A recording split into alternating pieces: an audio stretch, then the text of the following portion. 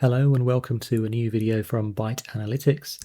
In this video, I'm going to walk you through how you can easily switch between storage modes in Power BI, specifically from import mode back into DirectQuery mode. Now, if you've been working with Power BI for any length of time, you will be familiar with what storage modes are. Essentially, they are how Power BI connects to your data. In this video, we're going to be focusing just on import mode and DirectQuery mode. A quick recap: with import mode, a local copy or a cache of the data is created within Power BI, and within DirectQuery mode, Power BI connects directly to the underlying data source without pulling in the data, and for that reason it has an active connection to the data source. Each storage mode has its own characteristics and way of working, so import mode is generally the default option. It is much faster in terms of its performance when rendering data because it's only accessing data within the Power BI cache itself. However, it is a snapshot in time because the data is locally cached, and therefore data freshness is usually a challenge, and it requires regular refreshes of the data within the model to be able to bring more up-to-date information inside of Power BI.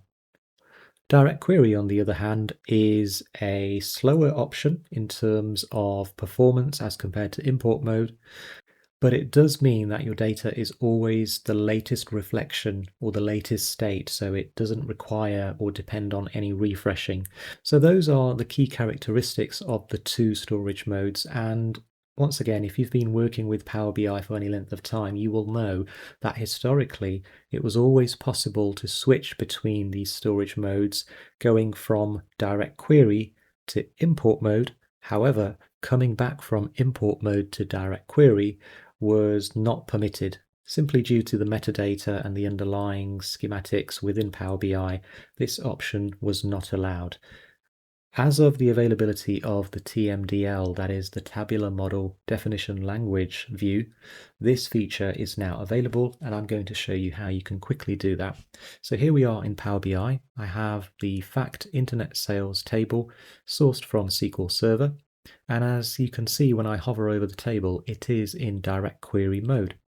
And equally, if I click on the table, you can see in its properties, let's just click on the table header, you can see the storage mode is DirectQuery.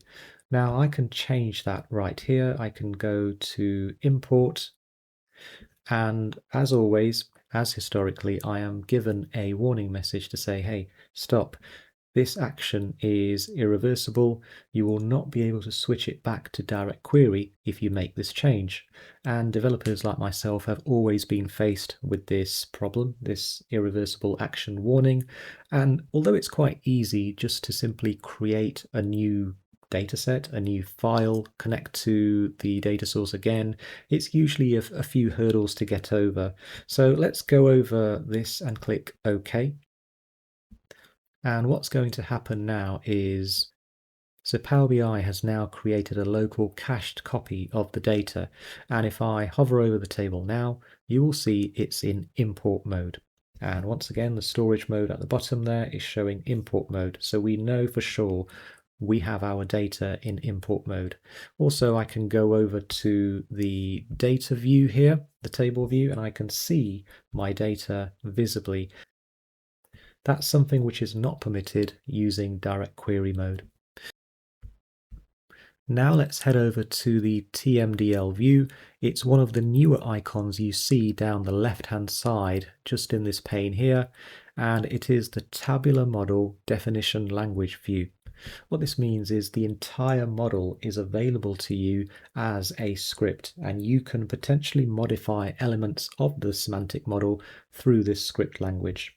So I'm going to drag over, in fact, I'm going to create a new script page here, and I'm going to go over to model over on the right hand side, and I'm going to drag over my semantic model. And with that, you can see my entire model is scripted out for me. Pretty much everything you see here is a setting as a property, and it's all set for you within a visible language. And what I need to do here is I'm going to do a find and replace, and I'm going to look for fact internet sales. That is my fact table, which I changed earlier from DirectQuery to import mode. So let's continue searching. And here we are. I can now see a partition for fact internet sales, and the mode is correctly showing as import mode, which you can see there. So I'm going to highlight that, and I'm going to overwrite that now with DirectQuery. Remember, this was historically not possible because the warning message, as it is today even, tells you that you're not allowed to do this. But using this TMDL view, I can quite easily switch an import mode table back into DirectQuery. So let's see how this works out for us. Let's click apply. And you get the green bar at the top telling us that the changes have been applied to the model. Fantastic. So let's go over to our model view once again. And now you can see if I hover over fact internet sales, just like that, we are able to switch our table from import mode back into DirectQuery. And as easy as find and replace a piece of text in a script or a language or a document, you can now make this switch between the storage modes. The TMDL view is an enhanced new perspective within Power BI, which allows you to manage your model through a scripting language much more efficiently and effectively, as well as being able to complete tasks which were not previously possible, such as switching out or reverting back to a storage mode. In relation to switching back to DirectQuery mode, I do want to call out something which you need to be aware of, and we'll walk you through that in terms of a demo. When applying your changes to the TMDL model, you need to be mindful of not overwriting any work that you've previously created. So as an example, this table right now is in DirectQuery mode. Let's once again go ahead and change that over to import mode.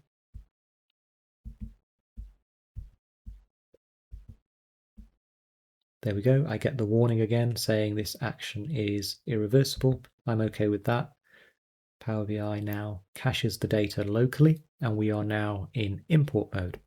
So what I want to do during my development is actually I want to create a unique index within my fact table. And for that, I need to create a new column. So now that we are in import mode, I should be able to do that because import mode gives me the flexibility to go and create anything I want, pretty much anything at least compared to DirectQuery mode anyway. So let's go ahead and create a new column here. I already have the code for that. And what I'm going to use here is the rankx function to rank all the rows in the fact internet sales table and look at the order number and the order line number and give me a unique index back. So it's simply going to create a unique ranking number for me. Let's click on the green tick.